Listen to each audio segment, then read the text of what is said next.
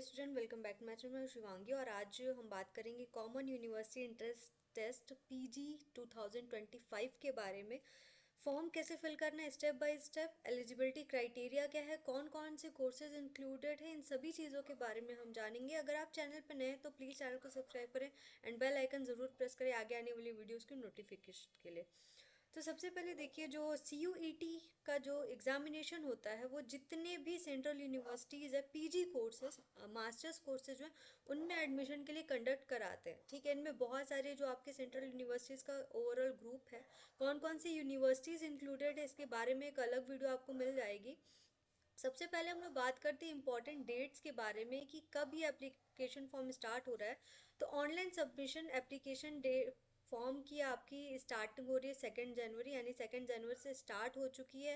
1 फरवरी 2025 तक ये आपका रहेगा। ठीक है, एंड लास्ट जो आपकी टाइमिंग है 11:50 तक आप फिल कर सकते हैं। 1 फरवरी रात के 11:50 तक आप ये फॉर्म फिल कर सकते हैं। और जो भी ट्रांजेक्शन है एग्जामिनेशन फ़ीस की, उसके लिए एक दिन एक्स्ट्रा आपको दिया जा रहा है कि आप 2 फरवरी तक अगर ट्रांजेक्शन किसी रीज़न से नहीं हो पा रहा है तो आप 2 फरवरी तक कंप्लीट कर सकते हैं।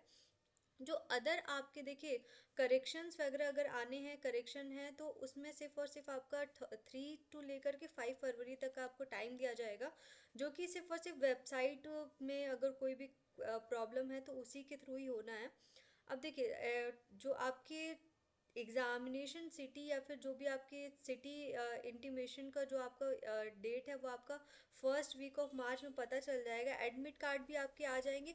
एग्ज़ामिनेशन जो होने हैं वो आपके होने 13 मार्च से लेकर के 31 मार्च के बीच में, यानी कि मार्च के मंथ में आपका CUET PG का एग्ज़ामिनेशन होना है। आपके पास 2 to 3 मंथ्स हैं प्रॉपर प्रिपेयरिंग के लिए। और जो ड्यूरेशन ऑफ एग्ज़ामिनेशन होने वाला वो है आपका 90 मिनट्स, यानी टोटल 90 मिनट्स का ये एग्ज़ाम होगा। 3 शिफ्ट में ये एग्ज़ाम होगा, शिफ्ट 1, शिफ्ट 2, शिफ्ट 3। टाइम अभी आपका अनाउंस होना बाकी है।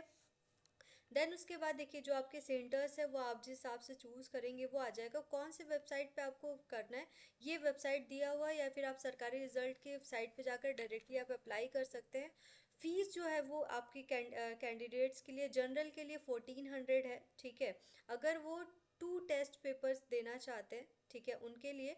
और अगर एक पेपर के लिए अगर वो कर रहे हैं, पर टेस्ट पेपर 700 उनको पे करना होगा, यानी कि एक से ज़्यादा कोर्सेज में अगर आप एडमिशन ले रहे हैं तो आपको उस हिसाब से पे करना होगा। यानी कि सिंगल के लिए 700 है, या फिर अगर 2 टेस्ट पेपर उस दो एक से ज़्यादा करना है आपको तो 1400 है।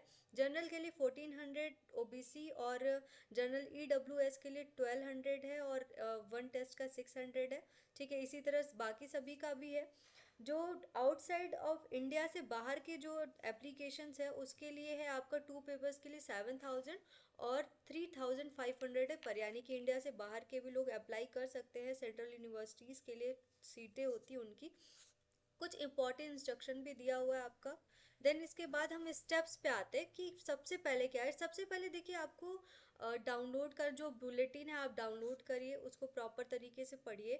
और जो एप्लीकेशन फॉर्म है, रजिस्ट्रेशन फॉर्म सबसे पहले आपको करना है। सबसे पहले आपको खुद को रजिस्टर करना है, जहाँ पे आपको अपनी पासवर्ड बनानी पड़ेगी, पासवर्ड, सिक्योरिटी क्वेश्चंस, ये सारी चीज़ें, जनरल इन्फॉर्मेशन जो आपके बारे में वो आपको अपडेट करना होगा।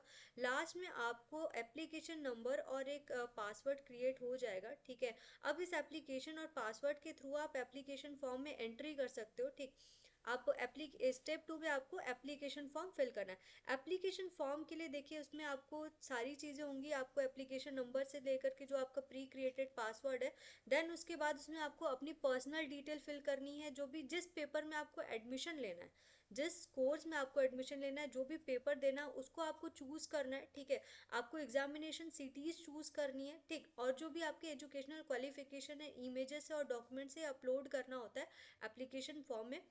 डॉक्यूमेंट क्या क्या चाहिए, देखिए सबसे पहले आपका scan images of candidate photograph, जो आपका फोटोग्राफ है, सिग्नेचर है, या PWD सर्टिफिकेट अगर आपके पास है तो उसको आपको स्कैन इमेजेस उसके अपलोड करने होंगे।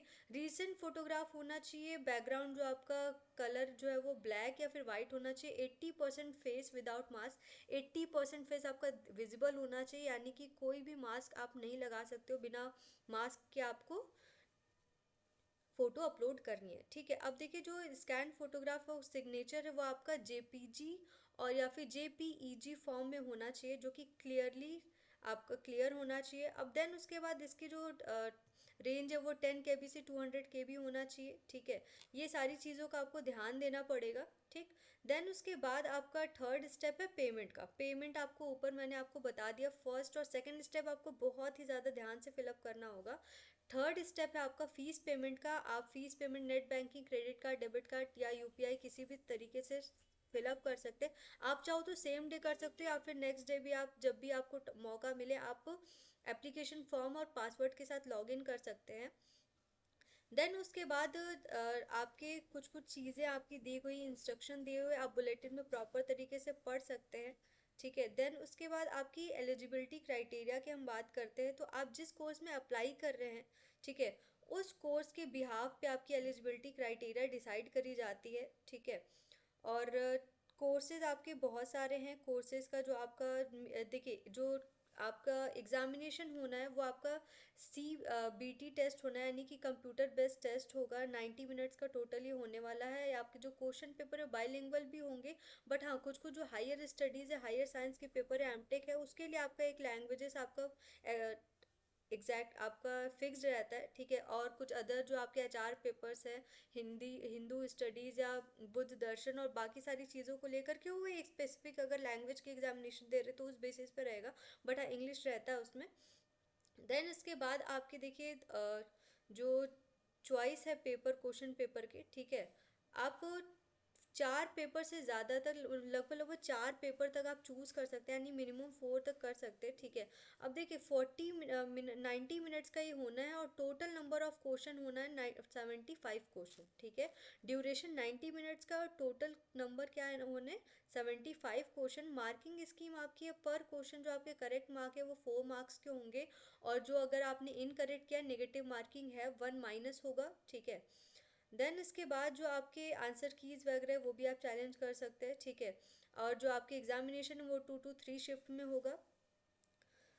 देन उसके बाद आपका जो सिलेबस है, ठीक है, वो आपका कॉलेज जो क्वेश्चन पेपर कोड है उस बेसिस पे आपका सिलेबस रहेगा। ठीक, अब सिलेबस और आपको ये जो आपका पेपर कोड है अकॉर्डिंगली आपको चूज़ करना है। देखिए प्रोग्राम में आपके ये सारे BEd language, BEd sciences, disaster history, ये सारे के सारे जो प्रोग्राम्स आपको दिख रहे हैं सारी ही चीज़ें आ जाती हैं, यानी कि हेल्थ केयर, हॉस्पिटल मैनेजमेंट जो हमारे काम का है ये भी आपका।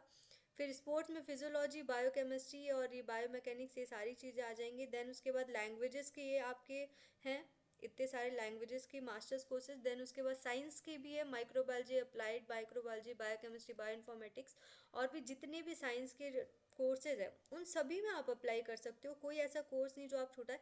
हाँ, MMLT के लिए भी आप CUET का फॉर्म फिल कर सकते हैं और MPT के लिए भी। ठीक है, तो ये चीज़ का आप ध्यान रखिएगा। और भी इसके अलावा जितने भी कोर्सेज हैं वो सारे के सारे यहाँ पे डिटेल दिए हुए हैं, आपको स्क्रीनशॉट ले सकते हैं, आप बुलेटिन जाकर सीधे सरकारी रिजल्ट के साइट से डाउनलोड कर सकते हैं। ठीक है, ये सिलेबस देखिए आपको यहाँ पे सिलेबस के लिए भी यहाँ पे लिंक दिया हुआ है बुलेटिन में, तो आप सिलेबस डायरेक्टली यहाँ जाकर डाउनलोड कर सकते हैं। हम लोग प्रिपरेशन स्टार्ट करेंगे CUET के एग्जामिनेशन के लिए, ज़्यादातर कोशिश करेंगे हम साइंस के लिए, बायोकेमिस्ट्री और जो आपके अदर सब्जेक्ट, बायोकेमिस्ट्री हो गया, और अगर आपके MLT है उससे एंट्रेंस की प्रिपरेशन हम लोग करेंगे। ठीक है, अगर आपको इससे रिलेटेड कोई भी क्वेरीज होगी आप कमेंट सेक्शन में कमेंट करके मुझे बताइएगा। एलिजिबिलिटी की हम बात करें तो एज लिमिट है CUET के लिए, कोई एज लिमिट फिक्स की नहीं की गई है। ठीक है, no age limit for candidates appearing in the CUET 2025, कोई भी आपकी एज लिमिट नहीं है इसके लिए। ठीक, और जो आपका सब्जेक्ट है उसके लिए उसके बैचलर डिग्री होना इम्पॉर्टेंट है, और जो आपका पासिंग मार्क्स होना चाहिए एटलीस्ट 50 मार्क्स तो आपने रखा हो। ठीक है, पास हो। अगर जो लोग बैचलर डिग्री पे आपका अपीयर कर रहे हैं, ठीक है, वो भी CUET PG 2025 का एग्ज़ाम दे सकते हैं, यानी कि अगर आप बैचलर के लास्ट ईयर में हो या लास्ट सेमेस्टर में हो तो आप फॉर्म फिल कर सकते हैं। ठीक है, कुछ कुछ यूनिवर्सिटीज़ देखिए हैं जो कि अपनी स्पेसिफिक एलिजिबिलिटी क्राइटेरिया बनाती हैं, तो उसके लिए आपको एक बार चेक करना होगा एज क्राइटेरिया बेसिकली। तो एक बार आप चेक कर लीजिएगा यूनिवर्सिटी के साइट पे जा करके, ठीक है। कुछ के रिजर्वेशन वगैरह के बारे में भी बताया गया है। सो ये था हमारा फॉर्म फिलअप के बारे में। एलिजिबिलिटी क्राइटेरिया क्या है, सिलेबस मैंने आपको बता दिया, और प्रिपरेशन कैसे करनी है इसके बारे में भी हम बात करेंगे, और क्वेश्चन पेपर क्या है आपका ओवरऑल ये भी आप लोगों ने देख लिया। यानी कि 90 मिनट्स का आपका ये क्वेश्चन पेपर होना, और 75 क्वेश्चन है आपके, ठीक है। तो इस बेसिस पे आपको अपनी प्रिपरेशन स्टार्ट करनी। 2 मंथ्स रह गए हैं, हम लोग कोशिश करेंगे कि मल्टीपल चॉइस क्वेश्चन की प्रैक्टिस करें बायोकेमिस्ट्री सब्जेक्ट के एंट्रेंस के लिए, माइक्रोबायोलॉजी एंड एमएलटी के लिए, ठीक है। तो थैंक यू सो मच। अगर आपको कोई भी क्वेरी है आप कमेंट सेक्शन में कमेंट करके ज़रूर बताइएगा। Thank you so much.